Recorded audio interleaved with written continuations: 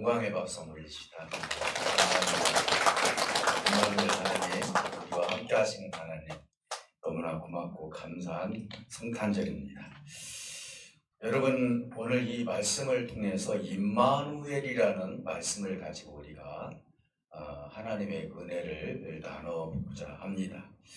오늘 이 임마누엘의 단어가 이사야 7장에서도 나타나지만 이 말씀을 마태가 인용을 해서 마태복음 1장 23절에서도 임마누엘 하나님에 대해서 말씀하시죠. 그러니까 원래 구약에 있는 임마누엘이라는 이 단어가 마태복음에서 마태가 예수님이 탄생되었을 때 하나님이 우리와 함께 하신다라는 뜻을 가지고 임마누엘이다 이렇게 사용을 하셨습니다. 오늘 우리 보면은 여기서 보면 임마누엘인데 이게 히브리어 어순하고 그리고 한국 어순하고 좀 다르죠. 그런데 히브리어는 뭐냐면은 임은 함께, 마누는 우리와, 엘은 하나님이, 그러니까 하나님이 우리와 함께 하신다. 거꾸로 말씀을 드린다면 엘마누 임, 하나님이 우리와 함께 하신다. 이렇게 해석할 수 있어요. 그러니까 임마누엘이라는 것은 이 속에 세 가지의 뜻이 들어있다. 이렇게 여러분들이 생각하시면 될 것 같습니다. 오늘 이 본문에 있는 이 내용을 보면은요, 여러분들이 이해를 하실 수도 있고 또 어떻게 보면 이상하다, 이해가 되지 않는다라는 그런 말씀도 이 속에 들어있을 수가 있어요. 이스라엘의 12대 왕 아하스라는 이 왕은 악한 왕이었어요. 사실은요. 유대의 왕 중에는 선한 왕도 있었고 악한 왕도 있었는데 오늘 여기서 나오는 아하스 왕은 굉장히 악한 왕이었어요. 그러니까 우상을 좋아했고 그리고 주변에 있는 강대국과 무엇인가 힘을 좀 합쳐서 내가 여기에서 살아나기 위해서는 하나님을 의지하기보다도 강대국을 내가 의지를 해야 되고 그리고 또 하나님이 싫어하시는 것들만 어떻게 보면 골라서 하는 그런 왕 중에 하나다 이렇게 생각할 수도 있습니다. 그래서 오늘 이 왕이 하나님을 만나게 돼요. 근데 이사야를 통해서도 만나고 또 직접 하나님께서 아하스 왕에게도 말씀을 하시는 장면이 오늘 7장 10절에서부터 나타나죠. 뭐라고 하냐면은 이렇게 얘기합니다. 너는 내 하나님 여호와께 한 징조를 구하라 그랬어요. 여호와께서 주시고자 하는 징조를 구하라 이렇게 말씀하고 있어요. 그러면 여기서 말하는 것은 뭐냐면 네가 깊은 데에 있든지 아니면 높은 데에 있든지 네가 지금 왕으로서 어디에 있든지 간에 여호와께서 주시고자 하는 징조를 구하기를 원한다 이렇게 이야기를 하고 있어요. 근데 바로 이어서 12절에서 아하스 왕이 그걸 거부를 합니다. 뭐라고 거부를 하냐면은 아하스 왕은 구하지도 않겠다. 하나님께 이 일을 구하지도 않겠다. 그리고 또 여호와를 시험하지도 않겠다. 이렇게 이야기를 하는 거예요. 여러분 어떻게 보면 하나님께서 화도 날만도 하잖아요. 옆에 있었던 이사야 선지자도 화가 날만도 하죠. 그런데 우리 하나님은 역시 임마누엘 하나님이라는 사실을 우리가 생각해 볼 수가 있어요. 저는 이 말씀을 묵상을 하면서 우리 어린 아이들을 키워보신 분들은 잘 알지만은 부모님들이 너는 이렇게 해줬으면 좋겠다 그러고는 그냥 좋은 말로 따뜻한 말로 내가 좀 힘들어요 이렇게 하는 것이 아니라 싫어. 먼저 싫어부터 나오죠. 이랬을 때 부모 입장에서는 이 아이가 내 자식이기 때문에 마침 임마누엘 하나님께서 이사야 선지자를 통해서 이 아하스 왕을 바로 직결 심판하신 것이 아니라 기회를 주시고 깨달음을 주시는 하나님의 인내하심을 우리가 볼 수 있다는 것도 알 수가 있는 것입니다. 이 말은 뭔 말이냐면 나는 사람의 방법대로 살겠습니다. 나는 현재 지금 왕으로서 이 위치가 너무너무 좋아요.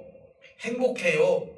그리고 이 우상을 숭배하는 것도 내가 거둬들이지 않겠습니다. 지금 하나님께 기도하기 싫은 것, 하나님께 구하기 싫은 것은 뭐냐면은 내가 그렇게 구하게 되면은 너는 어찌하여서 우상 숭배하느냐, 그 악한 것을 다 버려라, 이렇게 했을 때 아하스 왕은 자기 마음속에 버리고 싶은 마음이 없다라는 것이죠. 그러니까 나는 구하지도 않고 여호와를 시험하지도 않겠나이다, 이렇게 지금 이야기를 하는 거예요. 사랑하는 성도 여러분, 이 모습을 본 이사야 선지자가 오히려 이렇게 얘기합니다. 너희는 다윗의 집이 아니냐. 이게 지금 유대 혈통으로 이어서 다윗 왕부터 이어져 나온 다윗의 혈통들의 왕 아닙니까? 그 다윗의 집에서 어떻게 너는 이런 것을 버리지 못하고 하나님의 사람들을 괴롭히느냐. 자, 우리 믿는 사람들이 우리 주변에 있는 사람들을 괴롭히는 것은 뭐냐면은 정의가 없고 의롭지 못하고 그리고 우상숭배하고 하나님의 말씀과 반대되는 삶을 살고 하나님이 원하는 그런 어떤 삶보다도 자기 욕심과 욕망대로 살고, 이런 것이 뭐예요? 내가 물질을 안 주어서 그 사람이 뭘 도움을 안 줘서 괴롭히는 것이 아니라 영적으로 봤을 때 하나님의 모습이 나타나지 않았을 때 주변에 있는 사람들은 괴로울 수밖에 없다는 것이죠. 그래서 이사야 선지자가 아하스 왕에게 그걸 얘기를 하는 거예요. 어찌하여 너는 사람들을 괴롭히느냐. 너가 지금 하는 것이 작게 보이느냐? 우상숭배하는 것이, 그리고 네가 지금 권위를 가지고 이방의 큰 나라와 너가 지금 그렇게 결탁을 해서 사는 것이, 그것이 너에게는 그렇게 좋게 보이느냐? 그러나 사람들에게는, 하나님의 사람들이기 때문에 그것조차도 사람들에게는 괴로운 일이다. 믿음이 좀 부모님들은 자식들이 제대로 하나님의 삶을 살지 않았을 때 부모가 괴로운 거예요. 주의 종이 주의 백성들을 바라봤을 때 주의 말씀대로 그것을 어떻게 내가 지키고 그 삶을 이루라고 성령으로 충만한 삶을 살지 못하고 오히려 세상에 빠져서 세상의 것을 사랑하는 모습을 봤을 때 주의 종이 괴로운 것처럼, 부모가 자식을 보고 괴로운 것처럼, 성도가 성도 사이에 하나님의 그 뜻을 이루지 못하고 반대되는 삶을 살았을 때 그것이 괴로운 것처럼 아하스 왕에게 이제 이사야 선지자가 너는 어찌하여 사람들을 이렇게 괴롭히느냐. 심지어는 뭐라고 얘기합니까? 한 단계 더 거쳐서 너는 사람뿐만 아니라 하나님까지도 괴롭히는 사람이다, 이렇게 얘기를 하고 있어요. 하나님까지도. 하나님의 괴로움은 어디가 있죠? 말씀에 불순종하는 것이죠. 사실은 부모의 괴로움이 어디에 있죠? 자식이 부모에 대해서 불순종하는 것이죠. 내가 나쁜 얘기하는 것도 아니고 그의 영혼을 위해서, 영생을 위해서 하는 말들을 자기 의견대로 자기 뜻대로 사는 그 모습을 봤을 때 어느 신앙 있는 부모가, 편안한 부모가 어디 있겠느냐 이 말이에요. 지금 유다의 12대 왕으로서 이 왕이 어떻게 보면 하나님 앞에도 괴로움을 주고 사람들에게도 괴로움을 주는 것을 이사야 선지자가 이제 악을 버리지 않는 것에 대해서 책망을 하고 있는 거예요. 그런데 하나님은요, 하나님께서 그래? 네가 지금 내가 구하라고 하는 것을 구하지 않았어? 그래, 두고 보자. 내가 너에게 주는 응답을 내가 주지 않겠다. 이렇게 소견이 좁으신 하나님이 아니라는 거죠. 우리 하나님은 인간의 행위와 인간의 생각 때문에 자기의 거룩한 뜻을 버린 적이 없어요. 다시 말씀드립니다. 자식에 대한 사랑을, 자식이 아무리 잘못되게 살고 괴롭힌다 할지라도 부모가 자식에 대한 사랑을 버린 적이 없어요. 하나님도 똑같은 거예요. 우리가 하나님 앞에 득지를 하고 악한 삶을 살고 하나님의 말씀대로 살지 못한다 할지라도 우리 하나님은 버릴 수 없는 사랑의 하나님이고 긍휼의 하나님이라는 것을 오늘 본문에서도 하나님은 우리에게 모습을 보여주고 있다는 거예요. 그것이 뭡니까? 이제는 이 말을 합니다. 14절에서 주께서 친히 징조를 너희에게 주실 것이다, 이렇게 얘기를 합니다. 그러면서 뭐라고 하죠? 보라, 처녀가 잉타하여 아들을 낳을 것이요 그 이름을 임마누엘이라 하리라. 악에서 떠나지 않는 백성들, 이제는 악에서 떠나지 않는 백성들을 위해서 그 악 때문에 임마누엘 하나님이 이 땅에 와서 태어나서 그 악을 대신해서 심판을 받을 것이다. 네가 버리지 못한다면은 내가 대신 심판을 받고 내가 죽은 다음에 너희를 구원을 할 것이다. 너희를 옳은 길로 인도할 것이라는 뜻이 임마누엘 하나님 속에 있다는 거예요. 여자의 후손을 통해서 나온 그 예수 그리스도가 이 땅에 오신 것은 악을 제거하기 위해서, 죄를 제거하기 위해서 오시겠다는 거예요. 오늘 이 왕이 나는 구하지도 않고 그것을 내가 하나님을 시험하지도 않겠나이다. 이 정도로 하나님 앞에 득주했던 그 왕 앞에서 하나님은 그래, 임마누엘 하나님이 너와 함께 하실 것이다. 어떻게 네가 감히 하나님 앞에서 그렇게 거부할 수 있느냐? 내가 번개를 쳐서 너를 죽이리라, 이렇게 하시지 않았어요. 그 모습을 본 우리 하나님께서 이 문제를 사람의 감정대로 해결하지 아니하시고 앞으로 오실 예수님이 너와 같은 그 악을 제거해 주실 것이다. 사랑하는 성도 여러분, 하나님이 우리를 향한 관심이 얼마나 큰지를 모르겠어요. 어제 금요일 날도 시편 150편 말씀을 마지막으로 말씀을 드리면서 그랬죠. 다윗이 깨달았던 건 뭐냐면요, 단 한 가지더라고요. 다윗이 깨달았던 것. 자기는 하나님에 대해서 다윗이 고백을 많이 했는데 결국 다윗이 하나님에 대해서 찬송을 했던 부분이 뭐냐면 하나님이 나에 대해서 더 관심을 더 많이 가지고 계시고 있다. 이 고백이에요. 우리는 관심이 없을 수도 있습니다. 하나님의 말씀에 대해서, 그리고 구원에 대해서, 영생에 대해서. 그래서 우리는 예수 믿고 내가 세례를 받고 구원자로 우리가 살아가는데 때로는 내가 관심이 없어서 세상에 홀려서 살 때도 있고 하나님을 잠시 떠나서 살 수도 있겠지만 우리 하나님은 절대로 너를 떠나지 않겠다는 것이죠. 너무나 기가 막힌 일 아닙니까?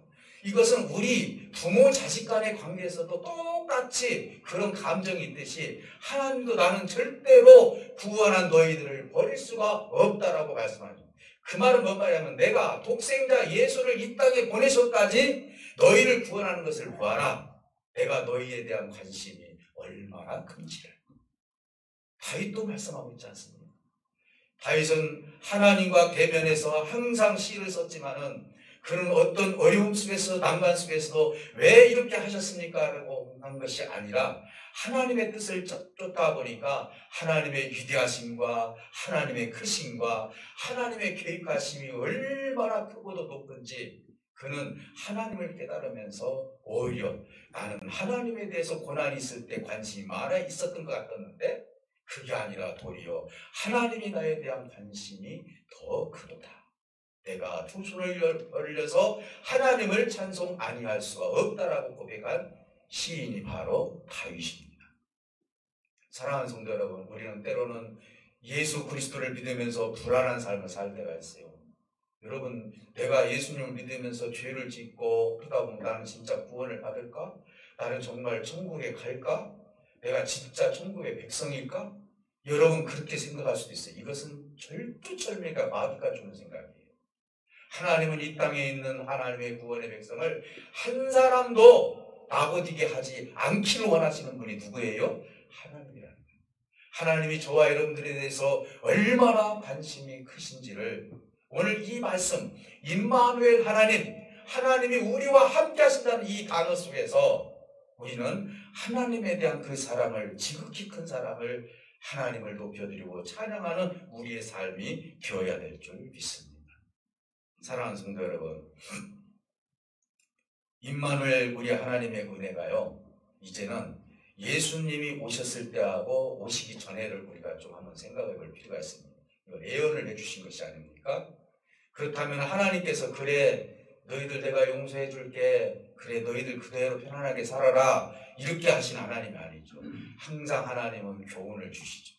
그래서 15절에 이렇게 이야기를 합니다. 악을 버리고 선을 이제 택할 줄 알을 때. 이 말이 뭔 말이냐면은 앞으로 너희 백성들이 너희의 그런 악한 죄, 우상 숭배하고 그리고 하나님을 의지하지 않았던 이런 것들을 이 아수르에 의해서, 전쟁에 의해서 너희들이 악을 버리고 깨닫고 선을 택할 때쯤 되면은 많은 사람이 죽을 것이다 라고 이 얘기를 하고 있는 거예요. 지금 하나님을 따르는 일이 얼마나 중요한지를 얘기를 해요. 왜냐하면 15절에 보니까 이렇게 얘기를 해요. 이 엉킨 젖과 꿀을 먹을 것이다 이렇게 이야기를 합니다. 전쟁이 일어나면 먹을 것이 없어야 되잖아요. 근데 여기는요. 전쟁이 일어나서 사람이 죽다 보니까 먹을 것이 남은 거예요. 젖이 엉킨 거예요. 꿀이 엉킨 거 그걸 먹겠다는 거죠. 먹을 양식은 많이 남아있지만은 먹을 수 있는 사람의 수는 적을 것이다. 네가 그렇게 신봉을 했던 아수르에 의해서 대제국들을 통하여서 너희는 거기서 사람이 죽고 하나님을 의지하지 않았던 그 모습들을 통해서 너희들은 엉킨 젖과 꿀을 먹을 것이다 라고 하나님은 그렇게 예언해 주신 거예요. 실질적으로 그러지 않습니까? 아수르에 의해서 얼마나 괴로움을 당합니까? 바벨론 70년 포로 생활을 통해서 얼마나 괴로움을 당합니까? 그들이 무엇이 좋았어요? 하나님보다도 우상을 숭배하고 하나님보다도 이웃에 있는 나라가 좋고 그들이 생각하는 것이 더 좋아 보이고 하나님의 말씀을 신종하기보다도 세상의 것들을 사랑했던 그들에게 하나님은 계속 지속적으로 유대인들을 계속 심판을 하면서 무엇이 옳은 길인지 무엇이 진리의 길인지를 계속 말씀하고 있다. 그러나 우리 하나님은 임마누엘 하나님으로서 지금은 너희들이 그렇게 심판을 받는다 할지라도 나의 아들 예수를 통해서 그분이 한 번의 심판을 받은 뒤로는 너희들이 전쟁에서 죽는 거나 그리고 이것 때문에 죽는 것이 아니라 우리가 죄와 악 때문에 죽어야 할 그 자리에 예수님께서 오셔서 우리를 대신해서 임마누엘 하나님이 우리 죄의 문제를 해결해 주실 것이라고 말씀하고 있기 때문에 그렇습니다. 사랑하는 성도 여러분, 오늘 임마누엘 은혜가 예수님이 성육신하시면서 더 이상 우리의 죽음의 고통과 그리고 그 심판의 대가를 치르지 아니하고 믿을 수 있는 그 은혜를 우리에게 하나님이 허락해 주셨어요. 우리가 예수님을 믿게 되면요 죄에 대해서 하나님 나라에서 심판받는 게 아니에요. 믿으면은 우리 주님이 대신 십자가에서 죽어주셨기 때문에 그 죄를 본인 자신이 우리 예수님께서 심판을 받으셨기 때문에 그 심판을 다시 우리 하나님께서 허용하시는 것이 아니에요. 그래서 임마누엘 하나님이라고 했어요. 우리를 대신해서 심판받으시고 우리와 함께 하시는 우리 하나님이죠. 마태복음에서 임마누엘로 하나님께서 영광 올려드리고 있습니다. 이 예수가 이 여자를 통해서 나온 이 예수가 인류를 구원하실 것이고 이 예수가 십자가에서 죽으심으로 말미암아 우리를 구원해 주시고 더 이상 이 악한 것에 의해서 죽고 심판받는 게 아니라 예수 그리스도를 믿음으로 말미암아 우리가 영생의 길을 하나님께서 열어주셨으니 그분은 임마누엘 하나님이다라고 말씀하고 있기 때문에 그렇습니다. 사랑하는 성도 여러분, 예수님이 오신 뒤에 우리와 함께 하시는 하나님의 모습을 보게 됩니다. 성경은 이렇게 말씀합니다. 마태복음 1장 23절에 예수님을 임마누엘 하나님으로 표현하고 있습니다. 마태복음 28장 20절 마지막 절에 처음 부분에서 그렇게 시작했다면 28장 20절에 뭐라고 했습니까? 예수님께서 하나님 나라로 승천하시면서 내가 세상 끝날까지 항상 너희와 함께 하리라 이렇게 말씀하고 있습니다. 임마누엘 하나님, 내가 너희를 도무지 떠나지 아니하고 주시하면서 너희와 함께 할 것이다 하면서 성육신으로 이 땅에 오셔서 죽으신 다음에 부활하시고 하나님 나라로 승천하시면서 그 말씀을 하셨다는 것이죠. 끝까지 너희를 지키겠다는 것이죠. 사도행전에서는 뭐라고 합니까? 오순절 다락방 사건을 통해서 성령이 임함으로 말미암아 우리 하나님이 너희와 성령을 통해서 보혜사로 함께 할 것이다 라고 말씀합니다. 성경은 계속 임마누엘 말씀이 계속 임하고 있어요. 너희와 함께 할 것이다. 너희와 함께 할 것이다. 성령 보혜사 성령께서 너희를 돌보실 것이다. 너희가 생각나지 않으면 생각나게 하실 것이다. 하나님이 너희와 늘 함께 하심으로 말미암아 너희를 떠나지 않을 것이다 라는 것이 우리 하나님의 임마누엘 은혜라는 것입니다. 또 우리 주님은 그렇습니다. 내 이름으로 보인 것은 나도 함께 할 것이다. 뭐예요? 하나님이 너희와 끝까지 함께 할 것이라는 것이죠. 여러분들이 두세 사람이 모여서 기도하고 하나님의 말씀을 나눈 그 순간에 우리 주님께서 함께 하실 것이라는 것입니다. 그곳에 누가 임재하시는 거예요? 예수님께서 임재하셔서 함께 하실 것이다. 나는 알파와 오메가요 처음과 끝이다. 그러니 나는 너희를 끝까지 처음부터 끝까지 지키시는 하나님이다. 요한계시록에서는 알파와 오메가로 말씀하고 있습니다. 고린도서 4장 8절에서 9절에 보니까 너희가 사방으로 우겨쌈을 당하여도 너희가 버림받는 것이 아니라 우리 하나님께서 그 우겨쌈 속에서 너희를 구원하실 것이고 너희와 함께 하실 것이다. 동서남북이 다 바뀌었다 할지라도 나는 너희를 떠나지 아니하고 너와 함께 할 것이다. 임마누엘 하나님께서 지속적으로 오늘도 말씀하고 있는 것입니다. 우리 하나님은 행위와 상관없이 언약을 이루시는 하나님이에요. 우리 인간의 행위와 상관없이 하나님이 계획하신 대로 이 인류는 언제 주님이 오실지는 모르지만 인간에 의해서 오시는 것이 아니라 하나님께서 계획하신 그 속에서 그 시간 속에서 주님이 오시기 때문에 인간이 죄를 지었기 때문에 인간이 하나님 앞에 순종했기 때문에 하나님의 마음이 움직여지는 것이 아니라 하나님의 언약대로 하나님의 계획대로 우리 하나님은 지속적으로 이 인류를 이끌어 가고 계신다는 것입니다. 오늘 왕이 나는 구하지도 않겠습니다. 나는 하나님을 시험하지도 않겠습니다라고 억지로 그렇게 하나님 앞에 이제 의도적으로 하나님을 거부했다 할지라도 그것 때문에 하나님이 감정을 상했다거나 그것이 아니라 오히려 그거와 상관없이 임마누엘 하나님을 약속하는 우리 하나님의 모습을 한번 보시기 바랍니다. 우리는 감정에 의해서 좌우되지만 우리 하나님은 감정에 의해서 좌우되지 않습니다. 그 하나님의 마음이 저와 여러분들의 마음이 되시기를 주님으로 축복해 드립니다. 내가 언약을 따르지 않는다 할지라도 내가 구원을 받은 백성들이라면 하나님의 사람들이라면 기엽고 하나님께서 옳은 길로 우리를 이끌어 가신다는 사실을 믿으시기를 주님으로 축복합니다.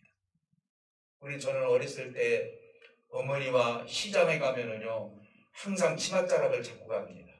그러잖아요. 그러다가 말씀 피기에서 어디가 좋은 거 있으면 구경하러 가면 바로 뒤에 잡아가지고 이렇게 길을 제시해 주잖아요. 여러분 거기서 너 갔어? 그래 네 마음대로 한번 떠나봐라. 나 집에 간다. 그런 부모 어디 있습니까? 놓고 가는 부모 하나도 없어요. 내가 비록 하나님을 믿다가 실족되고 어려움이 있고 하나님에 대해서 이해가 되지 않고 하나님에 대해서 내가 무엇인가 의문이 간다 할지라도 우리 하나님은 그것 때문에 네가 나를 안 믿어? 그래 내가 너를 떠나마. 우리 하나님 그런 하나님이 아니에요. 네가 이해될 때까지 네가 하나님이 누구인지를 생각할 때까지 하나님은 지속적으로 하나님께서 그들에게 하나님의 모습을 보여주고 깨달음의 모습을 보여줘서 최종적으로 하나님은 우리를 구원의 길로 인도하시는 임마누엘 하나님이라는 사실을 믿으시기를 주님으로 축복해 드립니다. 그러니까 우리 형제 자매님들이 혹시라도 곁길로 갔다 할지라도 정죄하지 마시고 왜요? 그런 자식들은 하나님이 더 사랑하고 계신다는 사실을 믿으시기를 주님으로 축복해 드립니다. 그러니까 여러분 절대로 그런 자녀들을 버리지 마시기를 주님으로 축복해 드립니다. 왜? 하나님도 버리지 않았는데 어떻게 우리가 그 사람 교회 안 나온다고 그 사람이 곁길로 간다고 그 사람이 하나님 대해서 거부한다고 우리가 버릴 자격이 어디 있습니까? 하나님도 안 버리셨는데 여러분 그게 내 남편이 될 수도 있고 내 자식이 될 수도 있고 그것이 내 가족이 될 수도 있고 내 친족이 될 수도 있고 내 이웃이 내 친구가 될 수도 있다는 것이죠. 하나님 언제 어떻게 그분들을 하나님의 구원의 반열에 세울지 모르는 거예요. 그러니 여러분 그것이 괴롭다 할지라도 하나님께 기도하면서 그가 하나님을 빨리 만날 수 있도록 그들의 마음의 문을 열 수 있도록 여러분들이 도와주시고 기도해 주시고 임마누엘 하나님께서 우리를 이렇게 지극히 사랑하시는 것처럼 이제는 그것 때문에 하나님께서 벌을 내리신다거나 그것 때문에 심판을 내리시는 우리 하나님이 아니라 그것을 통하여서 어떻게 하나님을 깨달아갈 것인가를 하나님은 계속 우리에게 교훈해 주고 계시니 심판은 예수님으로 끝을 맺으시고 이제는 그들을 권면해서 하나님의 임마누의 그 축복이 우리 가족과 이번 성탄절을 통해서 여러분 주위에 있는 모든 생명들에게 임마누엘 하나님의 축복이 임하시기를 다시 한번 주님의 이름으로 축복해 드립니다. 우리 하나님은 정말 여러분들을 사랑하십니다. 우리 하나님은 한 사람도 버리지 않기를 원하시는 우리 하나님이십니다. 가난하다고요? 못 배웠다고요? 내가 지금 병들었다고요? 내가 사회에서 지탄을 받는다고요? 모르죠. 지금 감옥에 있는 분이 구원받을 수 있는 사람도 있어요. 안 그래요? 지금 세상에 있는 사람이 하나님의 반에 설 수 있는 사람들도 있어요. 그러니 여러분, 오늘 이 교회가 왜 이 교회가 이곳에 서 있어야 되는지, 그 의미가 무엇인지를 여러분 한번 생각해 보면서 나부터 임마누엘 하나님의 은혜에 취해서 내 주변에 있는 모든 생명들에게 하나님이 우리를 어떻게 사랑하시는지에 대해서 말씀을 전하고, 그들이 기억고 하나님의 반열에 설 수 있도록 여러분들이 징검다리 역할을 하여서 이번 성탄절을 통해서 우리 아기 예수로 오신 예수님, 다시 오실 우리 예수님을 생각하면서 오늘도 기쁨의 성탄을 통해서 하나님께 찬송과 영광이 되는 아름다운 성탄절이 되시기를 다시 한번 주님의 이름으로 축복해 드립니다. 기도합니다. 살아계신 아버지 하나님, 참으로 고맙고 감사합니다. 오늘도 주신 이 말씀을 통해서 다시 한번